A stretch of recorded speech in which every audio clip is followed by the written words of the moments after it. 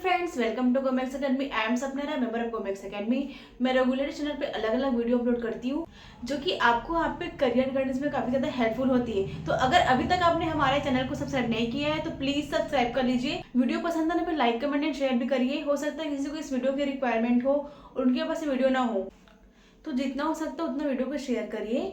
कोई भी क्वेरीज हो तो आप दिए गए नंबर पे कांटेक्ट भी कर सकते हैं। हमारा वेबसाइट है www.gomexamin.com। वहां पर भी जाके आप सारे ही इन्फॉर्मेशन अवेल कर सकते हैं। हमारे और कोई भी डाउट होने पे आप हमारे ऑफिस आके मिल सकते हैं। हमारा 2 ऑफिस है।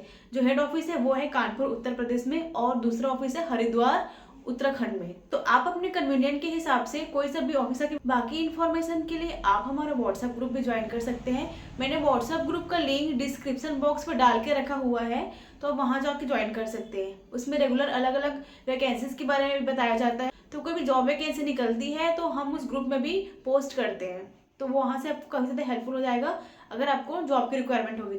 फ्रेंड्स, आज हम बात करेंगे हार्ड एग्जाम के बारे में। हार्ड एग्जाम क्या होता है, कैसे होता है। हार्ड एग्जाम होता है अगर आपको आबू धाबी में जाके मेडिकल प्रोफेशन में जॉब करना है, जैसे कि लैब टेक्नीशियन, फार्मासिस्ट, नर्स या फिर डॉक्टर, तो आपको हार्ड एग्जाम क्लियर करना पड़ता है वहां के लाइसेंस अवेल करने के लिए। अगर आप हार्ड एग्जाम क्लियर करते हैं तो आपको लाइसेंस मिलता है कि आप आबू धाबी में जाकर मेडिकल प्रोफेशन में जॉब कर सकते हैं। हाथ का फुल फॉर्म होता है health authority of Abu Dhabi. तो अगर आप आबू धाबी में जाके मेडिकल प्रोफेशन में जॉब करना चाहते हैं तो आपको हार्ड एग्जाम क्लियर करना पड़ता है। तो हमारी गोमेक्स अकेडमी आपको एग्जाम क्लियर करने में हेल्प करती है। अगर आप गोमेक्स अकेडमी ज्वाइन करते हैं तो आप अपने फर्स्ट अटेम्प्ट पे एग्जाम क्लियर कर सकते हैं। हार्ड एग्जाम में 3 अटेम्प्ट्स मिलते हैं। अगर आप एक बार एग्जाम क्लियर नहीं कर पाए, फेल हो गए, तो आप दूसरी बार दिला सकते हैं। दूसरी बार फेल हो गए, तीसरी बार दिला सकते हैं। बट तीसरी बार के बाद आप चौथी बार एग्जाम नहीं दिला सकते। तो इसलिए अपना अटेम्प्ट खराब मत करिए और जितना जल्दी हो, अगर आपको एग्जाम क्लियर करना है तो अकेडमी ज्वाइन करिए। और अगर आप एग्जाम में फेल हो गए तो आपको 3 महीने बाद आप एग्जाम दिला सकते हैं। मतलब अगर आप एग्जाम में फेल होते हैं तो आफ्टर 3 मंथ्स ही आप रिटेक ले सकते हैं एग्जाम दिलाने के लिए, इनरोलमेंट कर सकते हैं। फ्रेंड्स, आज हम बात करेंगे कि आबू धाबी में जाके लैब टेक्नीशियन कैसे बन सकते हैं। बहुत लोग का सपना होता है कि वो आबू धाबी में जाके लैब टेक्नीशियन बने, तो मैं आपको बताऊंगी कि आप लैब टेक्नीशियन कैसे बन सकते हैं आबू धाबी में जाके।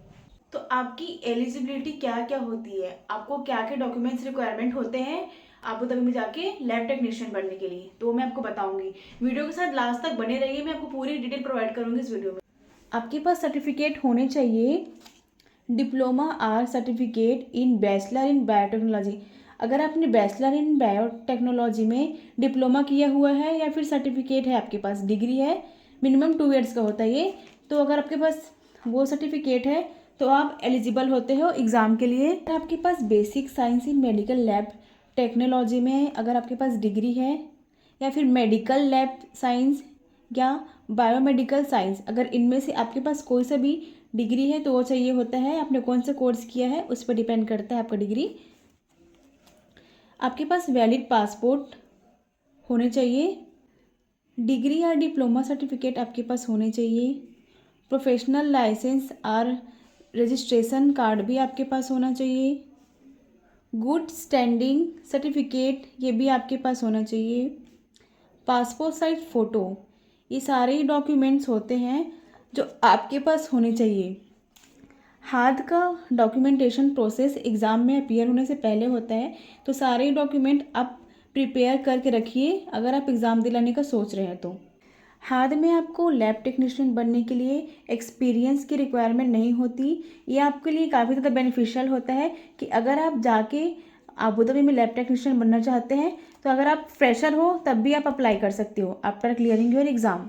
डॉक्यूमेंट्स था जो आपको रिक्वायरमेंट होते हैं आबू धाबी में जाके लैब टेक्नीशियन बनने के लिए। अब बात करते हैं पैटर्न के बारे में। तो आपका एग्जाम पैटर्न होता है एमसीक्यूज। आपको 100 एमसीक्यूज आते हैं with a limited time of 180 minutes. आपको 180 मिनट्स में क्वेश्चन सॉल्व करना पड़ेगा और अगर आप 70% लाते हैं तो आप एग्जाम क्लियर कर सकते हैं। एग्जाम क्लियर करने के लिए आपको एटलीस्ट 70% लाने पड़ते हैं।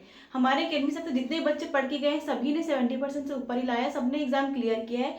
अगर आप भी उनमें से एक बनना चाहते हैं तो गोमेक्स अकेडमी को ज्वाइन करिए और एग्जाम क्लियर करिए। तो फ्रेंड्स, अब चलो डिस्कस कर लेते हैं कि एग्जाम में टॉपिक्स क्या क्या आ जाते हैं। आते हैं एग्जाम में क्लिनिकल केमिस्ट्री से आता है, हेमाटोलॉजी से आता है, माइक्रोबायोलॉजी से, immunology, blood banking, molecular diagnostic, laboratory safety protocols, ये सारे टॉपिक्स होते हैं जो आपके एग्ज़ाम में आते हैं। दोस्तों ये सारे टॉपिक होते हैं जो कि लैब टेक्नीशियन के एग्ज़ाम में आते हैं इन हार्ड एग्ज़ाम। तो हमारी अकेडमी आपको पूरा सिलेबस कवर करा के देगी। अब हम डिस्कस करेंगे main perk of the working in Abu Dhabi as a lab technician. अगर आप आबू धाबी में लैब टेक्नीशियन बनते हैं तो आपकी सैलरी कितनी होगी, तो अब हम ये डिस्कस करेंगे। आपकी सैलरी होती है, अगर आप एज अ फ्रेशर जॉब करते हैं तो आपको एटलीस्ट 3000 AED टू 4000 AED मिलता है, जो कि इंडियन करेंसी में होता है 75,000 से 95,000 का। ये आप एज अ फ्रेशर जॉब करते हैं वहाँ पे तब आपको मिलता है। आपका एक्सपीरियंस बढ़ता है, क्वालिफिकेशन एडिशनल क्वालिफिकेशन बढ़ते हैं तो आपकी सैलरी इंक्रीज़ होने लगती है कुछ साल में, जो कि होता है 6000 AED टू 12,000 AED, जो कि इंडियन करेंसी में होता है 1,35,000 से 2,80,000। तो जैसे जैसे आपका एक्सपीरियंस बढ़ता है आपकी सैलरी भी इंक्रीज़ होती है वहाँ। सैलरी के अलावा आपको और अदर बेनिफिट्स मिलते हैं अगर आप आबू धाबी में जाके as a lab technician work करते हैं। कुछ कंपनीज आपको हाउस अलाउंस भी देती है, ट्रांसपोर्ट अलाउंस भी देती है, हेल्थ केयर कवरेज देती है। अगर आपको वहाँ जॉब करते कोई भी मेडिकल इशू आ गया, कोई भी इमरजेंसी आ गया तो आपको पूरा हेल्थ इंश्योरेंस करा के देती है कंपनी। आपको साल में एनुअल लीव भी मिलता है, तो अगर आप घर आना चाहते हैं, अपने कंट्री आना चाहते हैं, तो अपने फैमिली वाले से मिलना चाहते हैं तो आप उस ड्यूरेशन में आके मिल सकते हैं। आपको ग्रेजुएटी भी मिलती है। तो ये सब बेनिफिट होती है अगर आप आबू धाबी में जाके as a lab technician work करते हैं। सो फ्रेंड्स, मैंने आपको इस वीडियो में बताया कि एग्ज़ाम कि हार्ड एग्ज़ाम क्या होता है, किस कंट्री के लिए होता है। अगर आपको लैब टेक्नीशियन बनना है